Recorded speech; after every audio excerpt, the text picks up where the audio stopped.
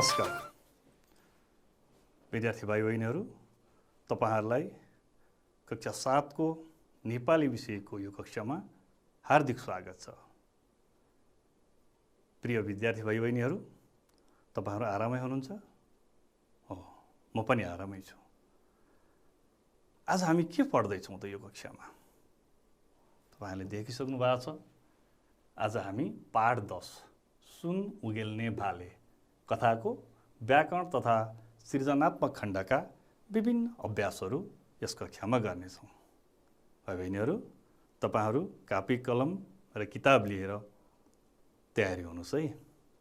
तयारी हुनुहुन्छ? शाबास, तपाईहरु तयारी हुनुहुन्छ। त्यसकारणले म यो कक्षालाई सुरु गर्छु। आज हामी खास गरी व्याकरण र सृजनात्मक अभ्यासका विभिन्न क्रियाकलापहरू गर्नेछौं। यस अन्तर्गत आज हामी के पढ्छौं त भन्दा उस्तै अर्थ दिने शब्दहरू, उल्टो अर्थ दिने शब्दहरू, अनि लघुतावाची शब्द, यसैगरी वको उच्चारण, वको कहिले व उच्चारण हुन्छ, कहिले ब उच्चारण हुन्छ। यो वको उच्चारणका सम्बन्धमा पनि आज हामी चर्चा गर्नेछौं। यसैगरी शुद्ध लेखन, शब्दगत शुद्ध लेखनका अभ्यासहरू हामी गर्नेछौं। यसैगरी अपूर्ण पक्ष, कालको अपूर्ण पक्षको पहिचान कसरी गर्ने र प्रयोग कसरी गर्ने त्यस विषयमा चर्चा गर्नेछौं। अनि क्रियायोगीको पहिचान, क्रियायोगीको प्रयोग र सृजनात्मक रचना अन्तर्गत कथा लेखन कसरी गर्ने त्यस विषयमा पनि हामी आजको कक्षामा छलफल गर्नेछौं। भाइ बहिनीहरू, अब आज हामी सबैभन्दा पहिले शब्द भण्डार अन्तर्गत शब्दहरूका बारेमा पढ्नेछौं। सबैभन्दा पहिले यहाँ हेर्नुस् त, यी शब्दहरूको अर्थ पहिचान गर्नुस् त। सूर्य, रवि, घाम, दिवाकर, भानु, आदित्य, यी 6वटा शब्दहरूले एउटै अर्थ बताएका छन्। सूर्य, घाम, यी सबैको अर्थ के हो? एउटै अर्थ हो। सूर्य भने पनि, रवि भने पनि, घाम भने पनि, अनि दिवाकर, भानु, आदित्य जे भने पनि हामी घामलाई बुझ्छौं, सूर्यलाई बुझ्छौं। वस्तु एउटै छ सूर्य, तर यसलाई बुझाउने, यसलाई बताउने शब्दहरू चाहिँ यहाँ धेरै छन्। त्यसकारणले एउटै वस्तुलाई बताउने यी धेरै शब्दहरूलाई चाहिँ हामी उस्तै अर्थ दिने शब्द भनेर भन्छौं। उस्तै अर्थ दिने शब्दलाई पर्यायवाची शब्द पनि भन्ने गरिन्छ। अर्थात् शब्दहरू धेरै छन्, ती शब्दले एउटै वस्तुलाई बताउँछ, एउटै व्यक्तिलाई बताउँछ भने ती शब्दहरू आपसमा पर्यायवाची शब्द हुन्, उस्तै अर्थ दिने शब्द हुन्। भनिसकेपछि उस्तै अर्थ दिने शब्दले एउटै वस्तुलाई बताएको हुन्छ। अब अभ्यास 6 मा, पाठको अभ्यास 6 मा उस्तै अर्थ दिने, उही अर्थ दिने शब्दहरूलाई जोडा मिलाउन दिएको छ। यो अभ्यास हामी गरौँ है त। हेर्नुस् त, दानापानी, बन्दोबस्त, तिरो, हमला, पत्कर, यो पहिलो हरफमा भएका शब्दहरूको उस्तै अर्थ दिने शब्द यो दोस्रो हरफबाट पत्ता लगाउनुपर्छ। दोस्रो हरफमा कर, आक्रमण, तर्जुमा, पतिङ्गर र झारोपानी छ। अब दानापानी शब्दको उही अर्थ दिने शब्द यहाँबाट हामीले खोज्नु पर्यो। यसैगरी अरू शब्दको पनि भन्नुस् त, दानापानी शब्दको उही अर्थ दिने शब्द कुन हो? कर, आक्रमण, तर्जुमा, पतिङ्गर र चारोपानी मध्ये पक्कै पनि तपाईहरुले बुझिसक्नु भएको छ। दानापानी शब्दको उही अर्थ दिने शब्द के हो त? चारोपानी हो। यसैगरी अर्को शब्द के छ? बन्दोबस्त। बन्दोबस्त शब्दको उही अर्थ दिने शब्द, पर्यायवाची शब्द कुन होला त? तर्जुमा। तर्जुमा, बन्दोबस्त शब्दको अर्थ तर्जुमा। अनि यसैगरी तिरो। तिरो भनेको हामी सरकारलाई हामीले तिर्छौं, हामीले जग्गा प्रयोग गरे बापत अथवा कुनै पनि कुरा हामीले प्रयोग गरे बापत सरकारलाई, राज्यलाई हामीले तिर्ने मुद्रालाई, पैसालाई अथवा जे भन्छ हामीले जे तिर्छौं त्यसलाई के भनिन्छ? तिरो भनिन्छ। अब त्यसको उही अर्थ के हो त? कर, आक्रमण, तर्जुमा, पतिङ्गर, चारोपानी। तपाईहरुले पत्ता लगाइसक्नु भएको छ, तिरोको उही अर्थ दिने शब्द हो कर। यसैगरी अर्को शब्द छ हमला। हमला भनेको के हो त? हमला भनेको आक्रमण। र अर्को एउटा शब्द छ पत्कर। पत्कर भनेको अब बाँकी के रह्यो त? पतिङ्गर रह्यो। त्यसकारणले पत्कर भनेको पतिङ्गर। रुखबाट झरेका पातहरू, झारपातहरू, यसलाई के भन्छ? पत्कर वा पतिङ्गर भनेर भनिन्छ। भाइ बहिनीहरू, उही अर्थ हुने शब्दहरूका बीच हामीले जोडा मिलाउन सिक्यौँ। अब अर्को अभ्यास हेर्नुहोस् त। यहाँ जोडी शब्दहरू दिएका छन्। ती शब्दहरूको अर्थ पहिल्याउने प्रयास गर्नुहोस् त। आकाश, पाताल, किन्नु, बेच्नु, तल, माथि, टुप्पो, फेद, आशा, निराशा, मूर्ख, विद्वान। अब आकाश, पाताल, यी शब्दको अर्थ फरक फरक छ। आकाश भनेको माथि, पाताल भनेको तल हुन्छ। आकाश पाताल ठ्याक्कै उल्टो छ। आकाशको उल्टो पाताल हुन्छ। किन्नु, बेच्नु, तल, माथि, अनि टुप्पो, फेद, आशा, केही कुरा पाउने चाहना हो। निराशा, त्यो चाहना छैन, चाहना मरिसकेको छ। निराशा, आशा, निराशा उल्टो भयो।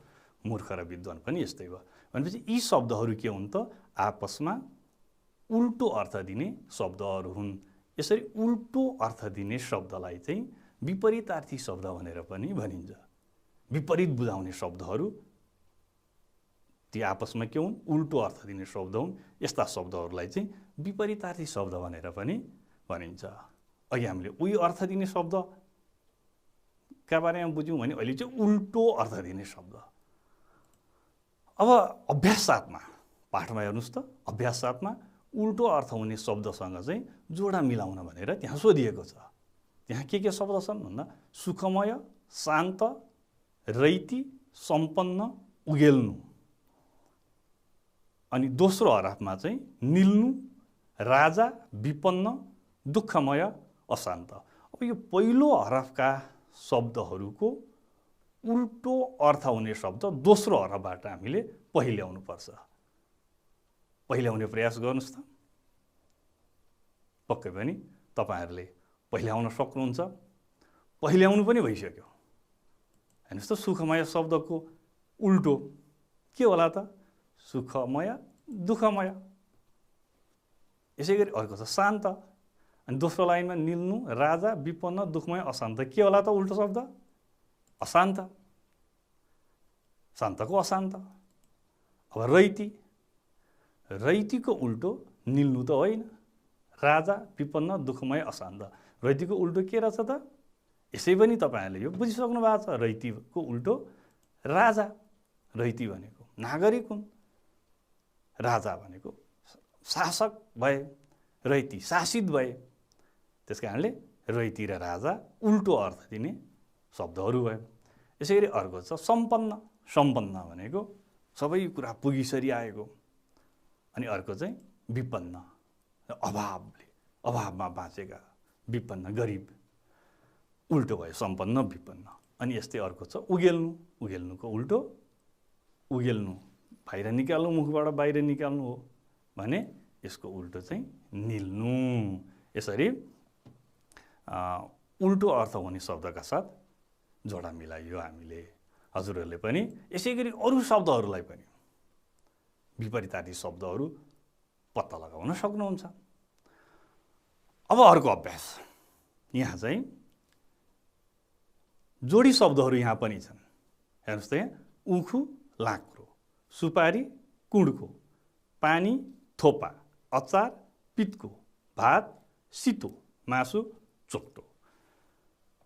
यहाँ के बुझिन्छ त यी शब्दहरू, जोडी शब्दहरूलाई हेर्दाखेरि भन्दा कुनै वस्तुको सानो रूप बताउने शब्दहरू यहाँ दिएको छ।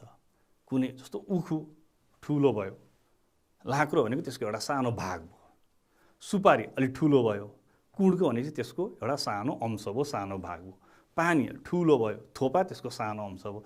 यसरी यी शब्दहरूले चाहिँ कुनै पनि वस्तुको सानो रूपलाई बताएका छन्। त्यसकारणले यो पछिल्लो शब्द उखुको पछिल्लो लाक्रो, पानीको पछिल्लो थोपा, भातको पछिल्लो सितो, यी शब्दहरूले चाहिँ वस्तुको सानो रूपलाई बताएका छन्। यसरी कुनै पनि वस्तुको सानो रूपलाई बताउने शब्दलाई चाहिँ लघुतावाची शब्द भनेर भनिन्छ। लघु भनेको सानो, लघु शब्द गरेर सानो, कुनै वस्तुको सानो रूप बताउने शब्दलाई नै हामी के भन्छौँ त लघुतावाची शब्द भनेर भन्छौँ। अब यस सम्बन्धी एउटा अभ्यास गरौँ है। पाठ्यपुस्तकको अभ्यास 7 मा यो अभ्यास दिइएको छ। डोरोबाट, डोरोको लघुतावाची शब्द डोरी, डोरोबाट डोरी भने जस्तै ठेको, गाग्री, कोदालो, डालो, गेडो, ताउलो, यी शब्दको लघुतावाची शब्द के होला भन्नुहोस् त। ठेकोको लघुतावाची शब्द के होला? डोरोको डोरी भने जस्तै ठेकोको ठेकी। यसै गरी गाग्रोको लघुतावाची शब्द गाग्रोको हो, गाग्रोको गाग्री। यसै गरी कोदालो, किसानले कोदालो खन्छन् खेतमा, खेत खन्न कोदालो। कोदालोको लघुतावाची सानो रूप बताउने शब्द के होला त? कोदालोको कोदाली। यसै गरी डालो, डालोको डाली। अनि गेडो, गेडोको लघुतावाची शब्द गेडी। अनि अन्तिममा छ ताउलो। ताउलो भनेको खाना पकाउने तामाको पित्तलको एउटा भाँडा हो ताउलो। यसको लघुतावाची शब्द ताउली। यसरी लघुतावाची शब्दहरू हामीले पहिचान गर्नुपर्छ। हामीले केही शब्दका लघुतावाची शब्दहरू पहिचान गर्यौँ। हजुरहरूले यो कुरा बुझ्नुभयो। अब यसपछि हामी अर्को अभ्यासतिर लाग्छौँ। यहाँ केही शब्दहरू छन्, यी शब्दहरूलाई शुद्धसँग उच्चारण गर्ने प्रयास गर्नुहोस् त। वक्ता, सजावट, जीव, हरुवा, स्वप्न, कवि, विद्या, स्वस्थ, विज्ञान, स्वागत, महत्व, विभिन्न, उम्मेदवार, प्रविधि। अब यी शब्दहरूमा सबै शब्दमा वको प्रयोग भएको छ। सबै शब्दमा वको प्रयोग भएको छ। तर सबै वको व उच्चारण भएको छैन। कहीँ व नै उच्चारण भएको छ, कहीँ वको ब उच्चारण भएको छ। त्यसकारणले अब हामी यहाँबाट वको व नै उच्चारण हुने शब्दहरू कुन कुन छन् यहाँ, अनि वको ब उच्चारण हुने शब्दहरू कुन कुन छन् यहाँ, त्यसलाई हामी वर्गीकरण गर्छौँ, छुट्याउँछौँ है त। अब हेर्नुहोस् त, वको व उच्चारण हुने शब्द के रहेछन् हेर्नुहोस् त। यहाँ फरक फरक रङमा अक्षरहरू छन्। कालो अक्षर वक्ता, यहाँ वको ब उच्चारण भएको छ। सजावटको सजावटमा व उच्चारण भएको छ। अनि जीवमा वको ब उच्चारण भएको छ। हरुवामा व नै उच्चारण भएको छ। स्वप्नमा व नै उच्चारण भएको छ। कविमा ब उच्चारण भएको छ। विद्यामा पनि ब नै उच्चारण छ। स्वस्थमा व उच्चारण भएको छ। यसरी यहाँ चाहिँ सजावट, हरुवा, स्वप्न, स्वस्थ, स्वागत, महत्व र उम्मेदवार, यहाँ चाहिँ वको व नै उच्चारण भएको छ। त्यसकारणले यी व उच्चारण हुने शब्द हुन्। अब वक्ता, जीव, कवि, विद्या, विज्ञान, विभिन्न र प्रविधि, यहाँ चाहिँ वको ब उच्चारण भएको छ। यसरी हामीले के बुझ्नु पर्यो त अब भन्दा, वको जहीँ तहीँ व उच्चारण हुन्छ भन्ने छैन। कहीँ व उच्चारण र कहीँ चाहिँ ब उच्चारण पनि हुँदो रहेछ। अब यही व र ब सम्बन्धी एउटा अभ्यास गरौँ है त। वको व र वको ब उच्चारण हुने शब्दहरू हामीले पाठमा भेट्टाउन सक्छौँ। तपाईहरू पाठमा प्रयोग भएका वको व नै उच्चारण हुने शब्दहरू के होला नि त? पाठबाट खोजेर लेख्नु पर्यो। के होला नि त? हेर्नुहोस् है त, म तपाईहरूलाई देखाउँछु। महत्वाकांक्षी, खुवालुङ, वारीपारी, क्वाक क्वाक, यी चाहिँ पाठमा प्रयोग भएका वको व नै उच्चारण हुने शब्दहरू हुन्। यसै गरी पाठमा प्रयोग भएका तर व नभई ब उच्चारण हुने शब्दहरू पनि छन्। ती शब्द के होला नि त? केही शब्दहरू यहाँ मैले टिपोट गरेको छु। हेर्नुहोस् है त ती शब्दहरू के हुन्? विचार, व्यक्ति, अवश्य, आवश्यक, बन्द, प्रभावित, वचन, जीवन, व्यवहार, सम्भव, यी चाहिँ वको ब उच्चारण हुने शब्दहरू हुन्। भाइ बहिनीहरू, अब यसपछि हामी अर्को अभ्यासतिर लागौँ है। यहाँसम्म त तपाईँहरूले बुझिसक्नुभयो। यस सम्बन्धी अभ्यास फेरि हामी पछाडि पनि गर्नेछौँ, तर अब अगाडि अर्को अभ्यासतिर लागौँ है। त्यो शुद्ध लेखन अभ्यास। पाठको अभ्यास 13मा शुद्धसँग लेख्नलाई शब्दगत अशुद्धि भएका केही शब्दहरू हेर्नुहोस् त, तलका शब्दहरूलाई शुद्धसँग लेख्नुहोस्। पेरुङ्गो, कचिङ्गल, पतिङ्गर, सम्झना, झम्टाउनु, कञ्चट, यी शब्दहरूमा अशुद्धि पाइन्छ। यी शब्दहरू अशुद्ध छन्। अब यी शब्दहरूलाई शुद्ध बनाएर लेख्नु पर्यो। पेरुङ्गो शब्दलाई कसरी शुद्ध बनाएर लेख्ने? पेरुङ्गो भन्नुहोस् त, शुद्ध रूप कस्तो हुन्छ? पेरुङ्गो। यसको शुद्ध रूप पेरुङ्गो। त्यो अनुस्वारको ठाउँमा मको प्रयोग गर्नुपर्छ, पेरुङ्गो। यसै गरी अर्को शब्द छ कचिङ्गल। यो पनि अशुद्ध शब्द हो। यसको शुद्ध रूप चाहिँ के हो त? पेरुङ्गोमा जसरी म प्रयोग गरिएको थियो त्यसै गरी यहाँ पनि कचिङ्गलमा नि त्यो अनुस्वारको ठाउँमा ङ प्रयोग गर्नुपर्छ, कचिङ्गल। यसरी अर्को शब्द छ पतिङ्गर। पतिङ्गर पछाडि ग छ भने, क ख ग घ ङ छ भने अघिल्लो अनुस्वार चाहिँ ङ हुन्छ। त्यस कारणले यहाँ पनि के भयो त? पतिङ्गर, ङकै प्रयोग हो। यसै गरी सम्झना। सम्झनामा यहाँ अशुद्धि छ, यो अनुस्वार हुँदैन। के हुन्छ त भन्दा त्यसको ठाउँमा आधा म, सम्झना यस्तो हुन्छ। अनि अर्को झम्टाउनु। झम्टाउनु पनि कस्तो हुन्छ? झम्टाउनु, मको प्रयोग गर्नुपर्छ, अनुस्वारको प्रयोग गर्न मिल्दैन। अनि अर्को शब्द छ कञ्चट। कञ्चट, यसलाई कसरी लेख्नुपर्छ? कञ्चट, त्यो अनुस्वारको ठाउँमा न, कञ्चट। यसरी शब्दगत अशुद्धिहरू पहिचान गरेर ती शब्दहरूलाई शुद्ध बनाउनुपर्छ। भाइ बहिनीहरू, अब हामीले अहिलेसम्म पढेका, अभ्यास गरेका आधारमा तपाईँहरूलाई म केही प्रश्नहरू दिन्छु। त्यसको उत्तर पहिल्याउनु प्रयास गर्नुहोस् है। नजिकको उस्तै अर्थ दिने शब्द कुन हो? उही अर्थ दिने पर्यायवाची शब्द कुन होला? विचार गर्नुहोस् त। नजिकको उही अर्थ दिने शब्द तपाईँहरूलाई म विकल्प पनि दिन्छु। नयाँ हो कि, नम्र हो कि, निकट हो कि, नजर हो? नयाँ, नम्र, निकट, नजर। नजिकको उस्तै अर्थ दिने शब्द कुन होला? पक्कै पनि तपाईँहरूले बुझिसक्नुभयो। अब अर्को प्रश्न, दुर्भावको उल्टो अर्थ दिने शब्द कुन हो? दुर्भाव, खराब भावना, यसको उल्टो अर्थ दिने शब्द के होला? विचार गर्नुहोस् त। विचार गर्नुभयो? प्रभाव हो या दबाव हो या असर हो अथवा सद्भाव हो? दुर्भावको उल्टो अर्थ दिने विपरीतार्थी शब्द कुन होला? यो पनि तपाईँहरूले पत्ता लगाइसक्नुभयो।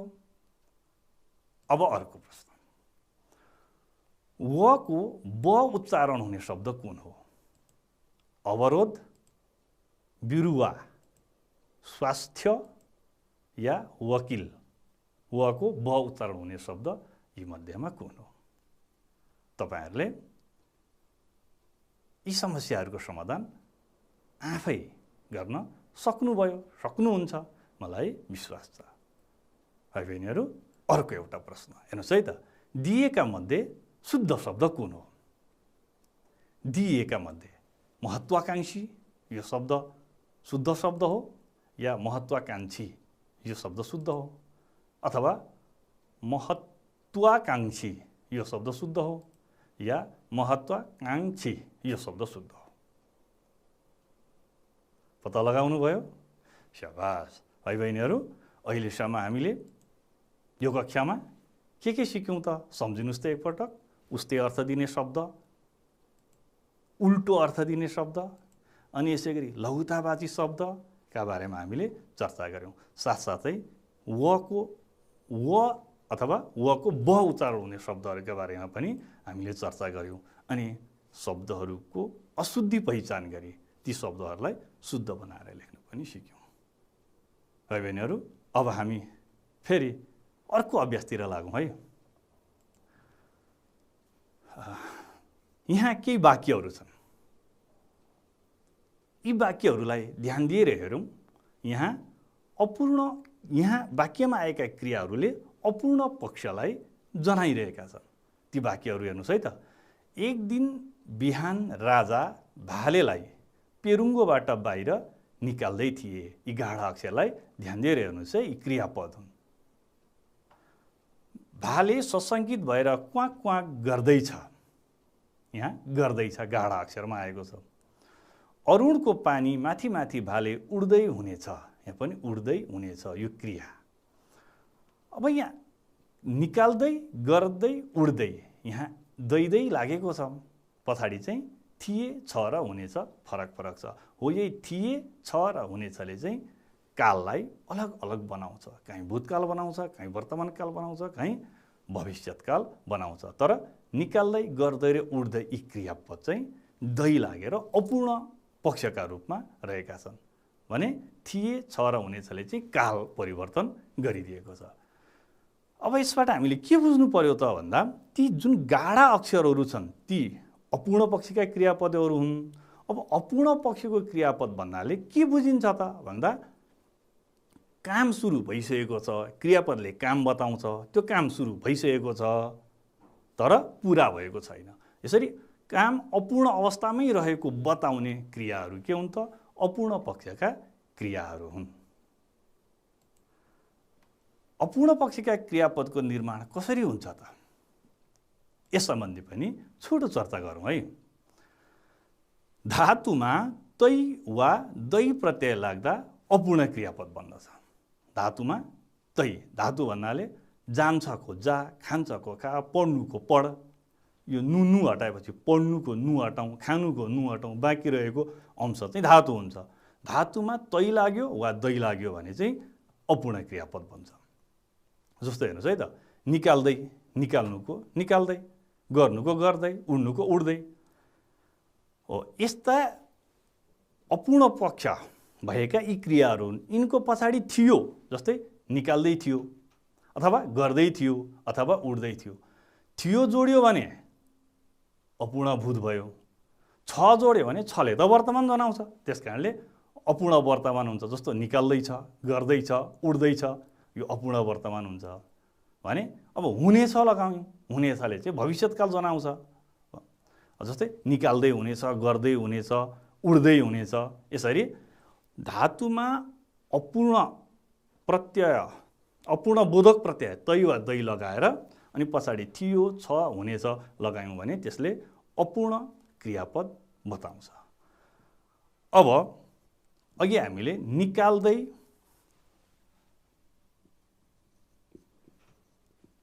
निकाल्दै थिए भनेका थियौँ हामीले सुरुको वाक्यमा।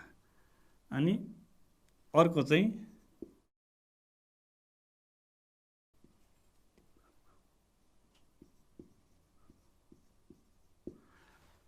भाइ बहिनीहरू, हामीले अपूर्ण क्रियापद सुरु गर्नु अगाडि केही वाक्य पढेका थियौँ जहाँ निकाल्दै थिए भन्ने एउटा क्रियापद थियो, अर्को चाहिँ गर्दैछ भन्ने क्रियापद थियो, अनि अर्को चाहिँ उड्दै हुनेछ भन्ने क्रियापद थियो।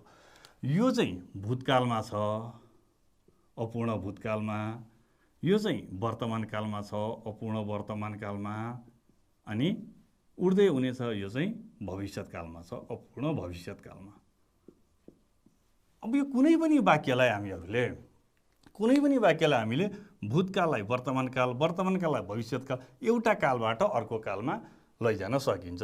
जस्तै निकाल्दै थिए, निकाल्दै थिए यो वाक्य भूतकालमा छ, यसलाई हामीले वर्तमानकालमा लानु पर्यो भने निकाल्दै यो अपूर्ण जस्ताको तस्तै भयो, निकाल्दै। अब थिएका ठाउँमा चाहिँ छन्, निकाल्दै छन् भन्नु पर्यो। अब गर्दै थिए, गर्दै छ, यो वाक्य वर्तमान कालमा छ। अब यसलाई भूतकालमा लानु पर्यो भने भूतकालमा चाहिँ यो गर्दै छले वर्तमान जनाएको। अब यसलाई भूतकालमा लग्यौँ भने यो वाक्य यो क्रिया अपूर्ण भूत हुन्छ। गर्दै छलाई थियो बनायौँ भने के भयो त? अपूर्ण भूतकाल हो। यसरी कुनै पनि वाक्यलाई अथवा वाक्यमा आएको क्रियालाई एउटा कालबाट अर्को कालमा लैजान सकिन्छ। बुझ्नुभयो? अब धातुमा तोइ चाहिँ लाग्छ कि लाग्दैन त? यहाँ त दही लागेको मात्रै आयो, तोइ चाहिँ लाग्छ कि लाग्दैन त भन्ने पनि जिज्ञासा तपाईँहरूलाई हुनसक्छ। तोइ लागेको त यहाँ आएन त उदाहरणमा भन्ने पनि तपाईँहरूलाई लागेको हुनसक्छ। धेरै जसो चाहिँ हामी दही प्रयोग गर्छौँ, तोइ चाहिँ कस्ता ठाउँमा प्रयोग हुन्छ त भन्दा खास गरी क ख यो व्यञ्जनान्त धातुहरूमा चाहिँ तोइ लेख्नु राम्रो हुन्छ। यसै गरी च छ यस्तो च जस्तो क को चाहिँ सक्यो सक्छ भन्नु पर्यो भने यसलाई चाहिँ सक्तै भन्यौँ भने राम्रो हुन्छ। यस्तै खमा खोक्तै, खबाट चाहिँ खोक्तै खोक्तै लेख्नु राम्रो हुन्छ। चबाट छ भने नाच्दै। हुन त यसमा दहीको प्रयोग पनि गर्न नसकिने चाहिँ होइन। दहीको प्रयोग पनि गर्न सकिन्छ, तहीको प्रयोग पनि गर्न सकिन्छ। त भाइ बहिनीहरू, अब यसपछि अपूर्ण क्रियापदसँग सम्बन्धित एउटा अभ्यास तपाईँहरूको पाठ्यपुस्तक हेर्नुहोस् त 17 नम्बरमा त्यहाँ दिएको छ। तलका क्रियापदलाई क्रमशः छ, थियो र हुनेछका साथमा राखेर अपूर्ण पक्ष जनाउने तिनै कालका क्रियापद बनाएर आफ्नो भाइको वर्णन गर्नुहोस्। यो भन्न खोजेको के हो भने पढ्दै, खेल्दै, डुल्दै, हाँस्दै यहाँ जति पनि अपूर्ण क्रियाहरू आएका छन्, यो अपूर्ण क्रियापदलाई प्रयोग गरेर छ, थियो, हुनेछ जोडेर भूतकालमा पनि भाइको वर्णन गरौँ, वर्तमान कालमा पनि भाइको वर्णन गरौँ, अनि भविष्यकालमा पनि भाइको वर्णन गरौँ भनेर चाहिँ यो प्रश्नले त्यो गर्न दिएको। अर्थात् यी क्रियापद प्रयोग गरेर भूतकालमा, वर्तमानकालमा र भविष्यकालमा, वर्तमानकालमा छ, भूतकालमा थियो र भविष्यकालमा हुनेछको प्रयोग गर्दै भाइको वर्णन गर्नु पर्यो। भाइ बहिनीहरू, म तपाईँहरूलाई उदाहरणका लागि भूतकालमा भाइको अथवा भाइका क्रियाकलापहरूको वर्णन गरेको एउटा नमुना तपाईँहरूलाई देखाउँछु। हेर्नुहोस् है त, यी नै पढ्दै, खेल्दै, डुल्दै, हाँस्दै, रमाउँदै, उफ्रदै, पिउँदै, खाँदै, रुँदै र खोक्दै, यी क्रियापद अपूर्ण क्रियापदको प्रयोग गरी भूतकालमा अपूर्ण भूतकालको क्रियापदको प्रयोग गरी भाइको वर्णन कसरी गर्ने त? हेर्नुहोस् है त, एउटा उदाहरण यो। मेरो भाइ आमासँग पढ्दै थियो, बुवासँग खेल्दै थियो, पढ्दै र खेल्दैको भयो। यसै गरी ऊ खेल्न पाउँदा रमाउँदै थियो, यहाँ रमाउँदै पनि छ। बेला बेला आफ्नै तालमा हाँस्दै थियो। मेरो हात समातेर घर वरिपरि डुल्दै थियो। हिजो त ऊ गुडिया खेल्न पाएर उफ्रँदै थियो। आमाले दिनुभएको चकलेट खाँदै थियो भने गिलासबाट पानी पनि आफै पिउँदै थियो। हिजो साँझ त ऊ रुँदै थियो, चिसो लागेर हो कि राति निद्रामा खोक्दै थियो। यसरी अपूर्ण भूतकालको क्रियापदको प्रयोग गरेर, दिएका क्रियापदहरूको प्रयोग गरेर भाइको वर्णन यहाँ भयो। अब यसै गरी तपाईँहरूले वर्तमान कालमा पनि भाइको वर्णन गर्न सक्नुहुन्छ। वर्तमान कालमा भाइको वर्णन गर्दा छको प्रयोग गर्नु पर्यो।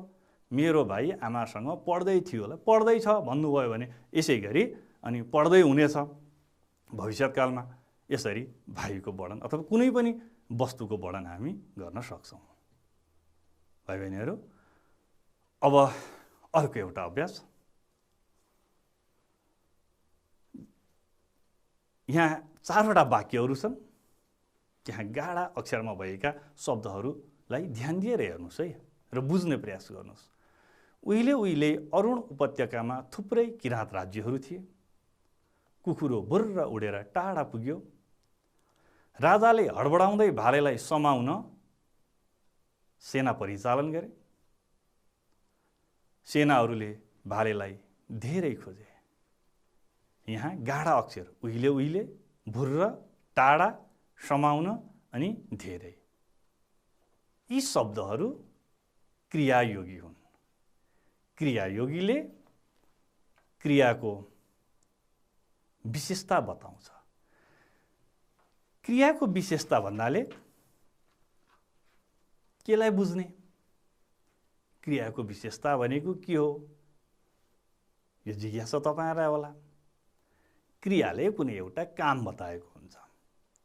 काम कुन समयमा हुन्छ, कुन ठाउँमा हुन्छ, काम कुन तरिकाले गरिन्छ, काम कति हो, कामको मात्रा के हो, काम किन भएको हो, यी बुझाउने अव्यय शब्दहरूलाई हामी चाहिँ क्रियाका विशेषता भनेर भन्छौँ।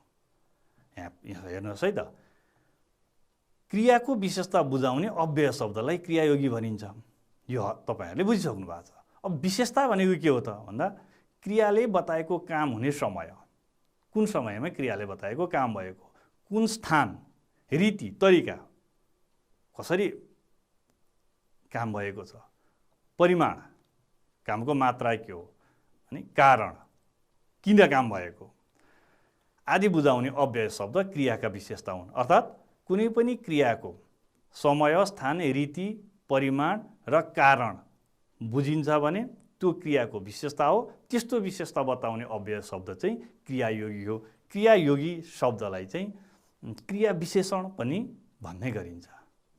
क्रियायोगीलाई क्रिया विशेषण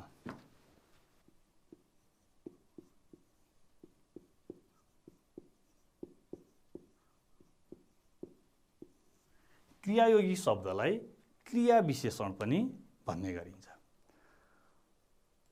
अब क्रियायोगी भन्नाले क्रियाका विशेषता बताउने शब्दहरू भए।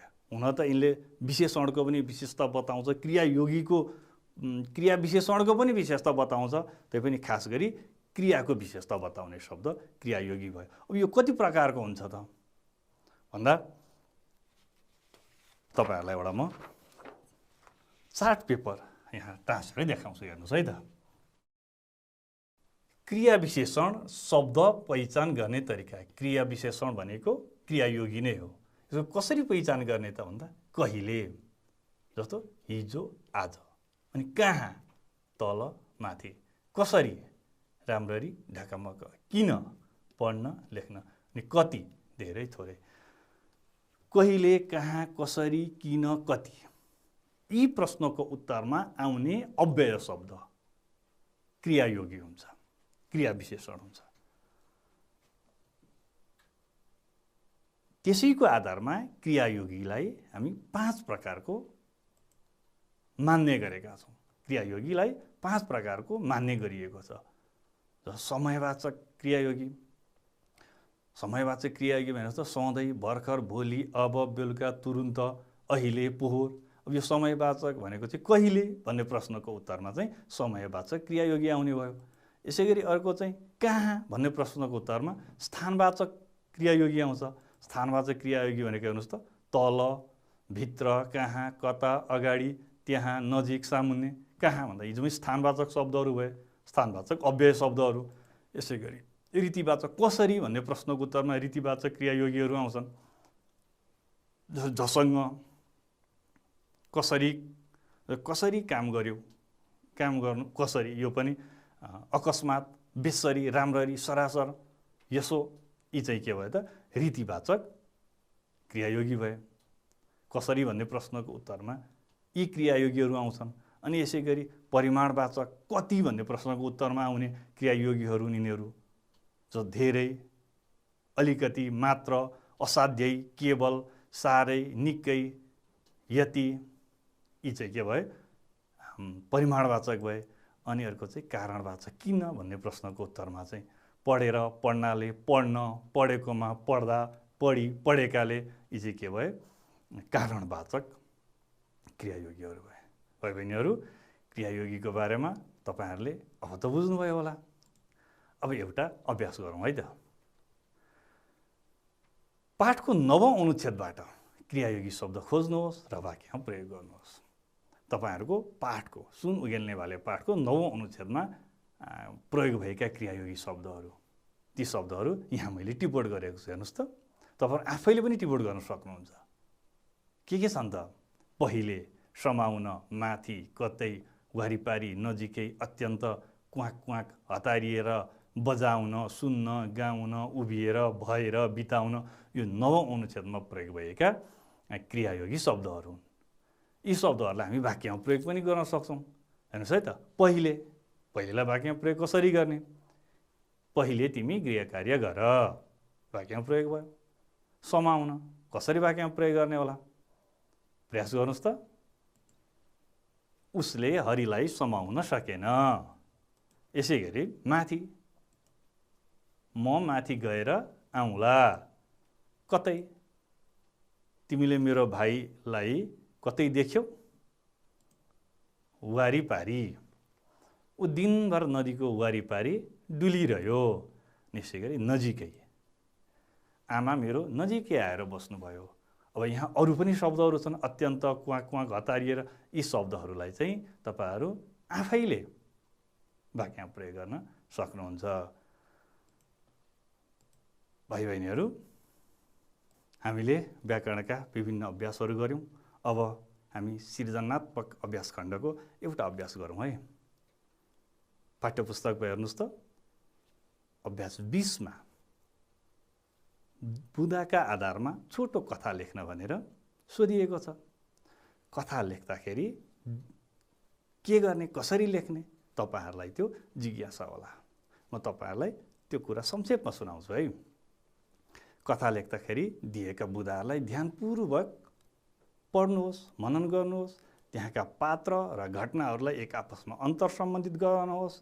संवादहरूको पनि तपाईले प्रयोग गर्न सक्नुहुन्छ। छोटा छोटा संवादहरू बनाउनुहोस्।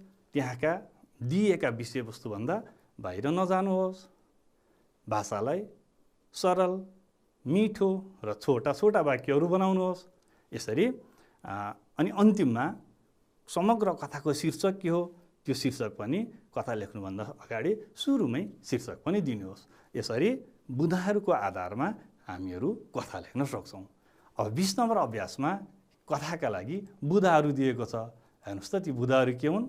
एकजना सेठ हुनु, सेठसँग धेरै सुन हुनु, अझ सुन बढाउने चाहना आउनु, एक दिन एउटा मानिसको घरमा सेठ पुग्नु, त्यस मानिसले सेठलाई आफ्नो खेतमा सुन फल्छ भन्नु, सुनको बिउ सुन्नै चाहिन्छ भन्नु, बिउ धेरै नभएकाले 2 गरामा मात्र सुन रोपेको कुरा गर्नु, सेठले धेरै सुन दिएर खेत किन्न खोज्नु, त्यस मानिसले खेत नबेच्नु, बिउ दिए उब्जेको सुन आधा आधा दिन खेतीवाल तयार हुनु, सेठले 5 तोला सुन बिउ दिनु, खेतीवालले 6 महिनापछि 10 तोला सुन दिनु, सेठले आफूसँगको सबै 100 तोला सुन बिउ दिनु, 6 महिनापछि खेतीवाल रुँदै सेठ कहाँ आउनु, उसले सुक्खा लागेर सुनको बिउ नउम्रेको र सबै सुन नष्ट भएको बताउनु, सेठ जिल्लिनु, लोभले लाभ, लाभले विलाप हुन्छ भन्ने शिक्षा पाउनु।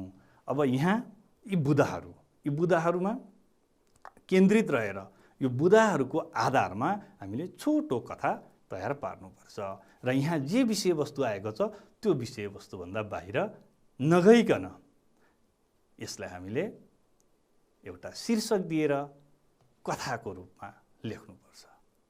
यसको नमुना म तपाईहरुलाई पढेर सुनाउँछु। हेर्नुहोस् है त, कथाको यसलाई शीर्षक दिउँ लोभको परिणाम। अब कथा त्यो बुदाको आधारमा हेर्नुहोस् है, त्यो कथा कसरी लेख्न सकिँदो रहेछ सुन्नुहोस् है त। धेरै पहिलेको कुरा हो, एउटा गाउँमा एकजना सेठ बस्थे। सेठसँग धेरै सम्पत्ति तथा सुन थियो। उनी आफूसँग भएको सुन अझै बढाउन चाहन्थे। एक दिन उनी गाउँकै एक मानिसको घरमा पुगे। त्यो मानिसले सेठलाई आफ्नो खेतमा सुन फल्ने तर सुन फलाउन बिउ पनि सुनकै चाहिने कुरा सुनायो। कुरै कुरामा उसले सेठलाई भन्यो, यसपालि धेरै बिउ नभएकाले मैले 2 गरामा मात्र सुन रोपेको छु। त्यो मानिसको कुरा सुनेर सेठ लोभिए। उनी धेरै सुन दिएर सुन फल्ने खेत किन्न चाहन्थे, तर त्यो मानिसले खेत बेचेन। उसले सेठसँग एउटा प्रस्ताव राख्दै भन्यो, यो खेतमा रोप्न सुनको बिउ तपाईँले दिनुभयो भने फलेको सुन म तपाईँलाई आधा दिनेछु। प्रस्ताव स्वीकार गरी सेठले 5 तोला सुनको बिउ दिए। खेतीवालले 6 महिनापछि 10 तोला सुन सेठलाई फिर्ता दियो। सेठको लोभ अझै बढ्यो। उनले खेतीवाललाई 100 तोला सुनको बिउ दिए। 6 महिनापछि खेतीवाल रुँदै सेठ कहाँ आयो। उसले सेठलाई भन्यो, यसपालि सुक्खा लागेर सुनको बिउ उम्रिएन, सबै सुन नष्ट भयो। किसानको कुरा सुनेर सेठ जिल्ल परे। धेरै लोभ गर्दा भएको सम्पत्ति पनि गुम्छ भन्ने कुरा सेठले बल्ल आज बुझे। यसरी भाइ बहिनीहरू, हामीहरू बुदाहरूलाई आधार मानेर कथा लेख्न सक्छौँ। भाइ बहिनीहरू, अब तपाईँहरूका लागि एउटा छोटो अभ्यास, हामीले पढेकै अहिले चर्चा गरेकै विषयमा केन्द्रित रहेर तपाईँहरूलाई खाली ठाउँ भर्ने एउटा अभ्यास छ। हेर्नुहोस् है त, क्रियायोगी शब्द हो तिर तर भर्खर। कुन होला क्रियायोगी शब्द? तिर तर भर्खर। पत्ता लाउनु भयो? लाउनु भयो। अब अर्को, अपूर्ण पक्षको क्रियामा जोडिएको हुन्छ तै एको दा। के जोडिएको हुन्छ अपूर्ण पक्षको क्रियामा? तै एको दा। यो पनि तपाईँहरूले बुझिसक्नुभयो। अब अर्को, क्रियायोगी शब्दले को विशेषता बताउँछ? नामको विशेषता बताउँछ, अव्ययको विशेषता बताउँछ, या क्रियाको विशेषता बताउँछ? के को विशेषता बताउँछ? बुझ्नुभयो? अब अन्तिम प्रश्न, कथामा कुनै न कुनै हुनैपर्छ। कथामा के संवाद हुनैपर्छ, गीत हुनैपर्छ, या सन्देश हुनैपर्छ? पक्कै पनि भाइ बहिनीहरूले यी सबै वाक्यमा खाली ठाउँमा कुन शब्द मिल्छ बुझिसक्नु भएको छ, पत्ता लगाइसक्नु भएको छ। अब एकपटक हामीले अहिले के पढ्यौँ त, एकपल्ट सम्झौँ त। हामीले कालको अपूर्ण पक्षको पहिचान गर्न, त्यसको प्रयोग गर्न सिक्यौँ। क्रियायोगी के हो र यसको प्रयोग कसरी गरिन्छ त्यो पनि सिक्यौँ। कथा कसरी लेख्ने त्यो कुराहरू पनि सिक्यौँ। र बुदाको आधारमा कथा कसरी लेखिन्छ, कथा लेख्ने तरिका र लेखन, यी सबै कुराहरू हामीले सिक्यौँ, चर्चा गऱ्यौँ। तपाईँहरूले आज पढेका सबै कुराहरू बुझ्नुभएको छ भन्ने मलाई लागेको छ। आजलाई यति नै। नमस्ते।